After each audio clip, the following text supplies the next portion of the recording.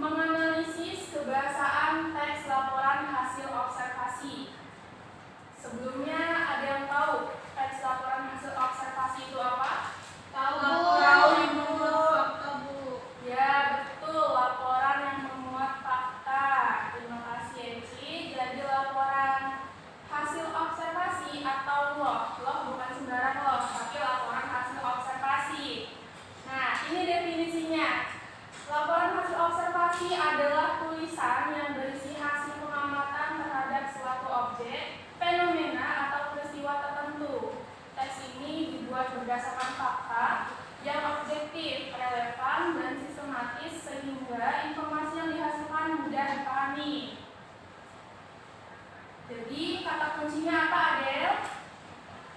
Kata kuncinya adalah laporan sesuai fakta, Bu. Ya. Oke, lanjut. Ciri-ciri laporan hasil observasi. Ada yang mau bacain untuk Ibu? Saya, Bu. Selanjutnya adalah ciri-ciri laporan hasil observasi. Ada yang mau bacain untuk Ibu? Saya, Bu. Ya, silakan Eci. Ciri-ciri teks laporan hasil observasi. Yang pertama, berisi informasi faktual tentang objek yang diamati. Kedua, memuat klasifikasi mengenai jenis-jenis sesuatu berdasarkan kriteria tertentu. Ketiga, menggunakan bahasa Indonesia yang baik dan benar. Keempat, membahas objek tunggal dan tidak memiliki bagian penutup. Kelima, menggunakan kalimat definisi biasanya ditandai dengan kata adalah. Keenam, menggunakan verba relasional seperti terdiri atas, disebut, merupakan, termasuk, digolongkan. Terakhir, menggunakan kata verba aktif seperti makan, minum, dan tidur. Terima kasih Eci telah membacakan Ibu. Jadi ciri-ciri laporan hasil observasi ada banyak ya, bisa dilihat ada 7. Jangan lupa diingat. Lalu selanjutnya adalah struktur laporan hasil observasi. Struktur teks laporan hasil observasi terdiri atas 3 bagian. Ada yang mau bacain Ibu? Ilma, Bu. Ilma baca. Baik, Bu. Struktur laporan hasil observasi. Struktur teks laporan hasil observasi terdiri dari 3 bagian, yaitu pertama, pernyataan umum atau klasifikasi, yaitu bagian ketiga yang berisi pengertian objek yang diamati atau informasi objek secara umum.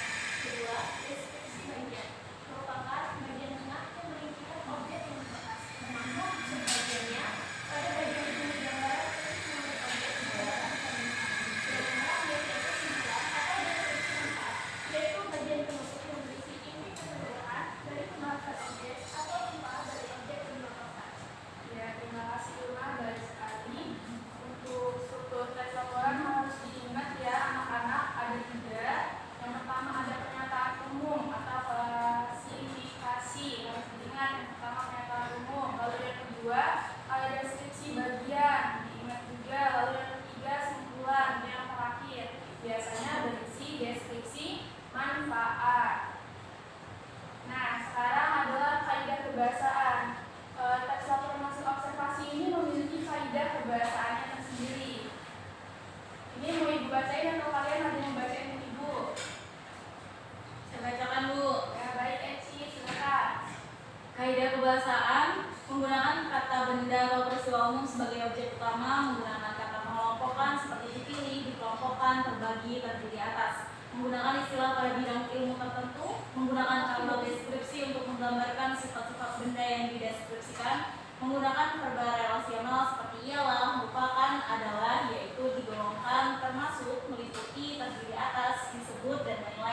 Menggunakan verba aktif alam untuk menjelaskan perilaku seperti bertelur, membuat, hidup, makan, tidur, dan sebagainya. Menggunakan konjungsi seperti dan, serta, oleh karena itu, dengan, adalah, merupakan, untuk, atau, sebagai, dan oleh sebab itu.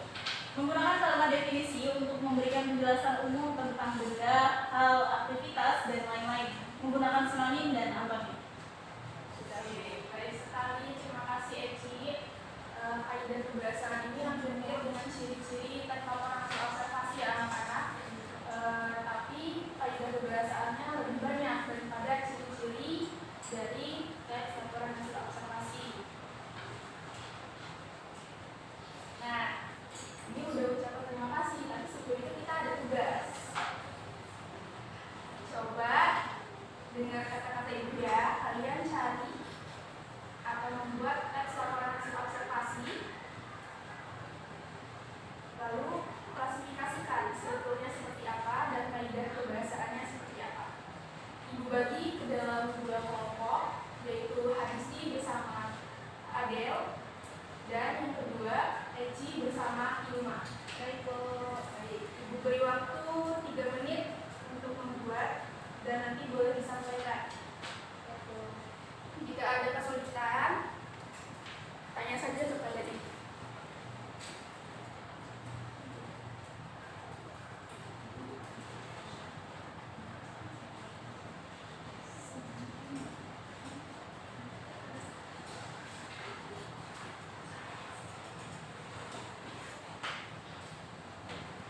Ilma ada kesulitan?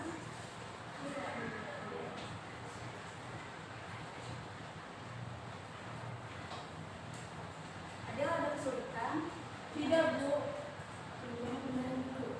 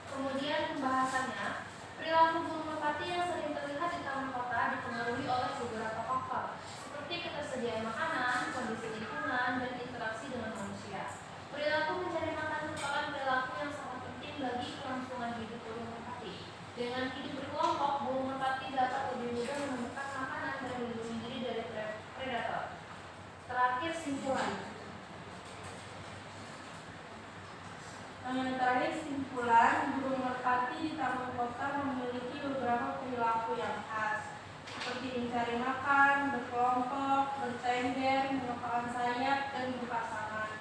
Perilaku tersebut dipengaruhi oleh faktor-faktor lingkungan dan kebutuhan biologis burung merpati.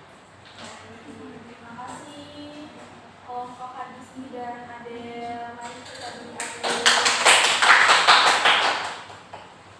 Ini sudah dibacakan strukturnya dan tentang observasi perilaku burung merpati di taman kota. Betul? Betul. Ya. Selanjutnya kelompok Eci dan Lima sudah ketemu kaidah kebahasaannya belum? Sudah dulu.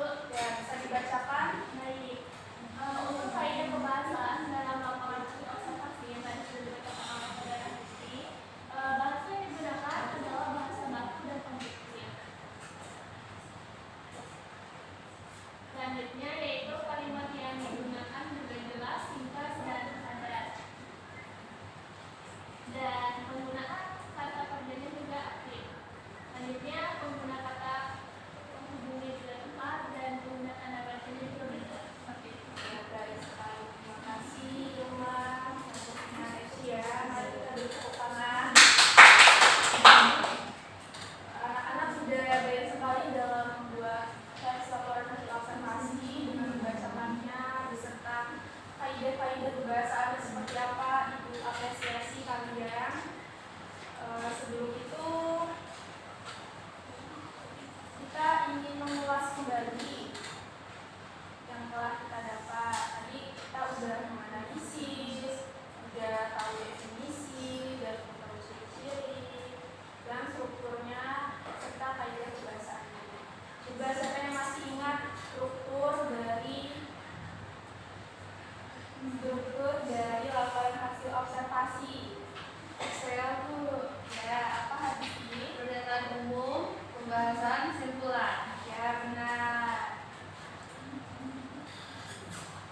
Yang lainnya sudah paham semua belum tentang hasil laporan observasi? Edi sama Ilma udah paham belum? Sudah, Bu. Ya, oke baik. Ini udah penutup dari pembelajaran kita pada pagi hari ini. Sebelum kita tutup, coba ketua kelas pimpin doa lagi untuk menutup pembelajaran. Baik teman-teman, untuk mengakhiri pembelajaran kita pada pagi hari ini, mari kita berdoa.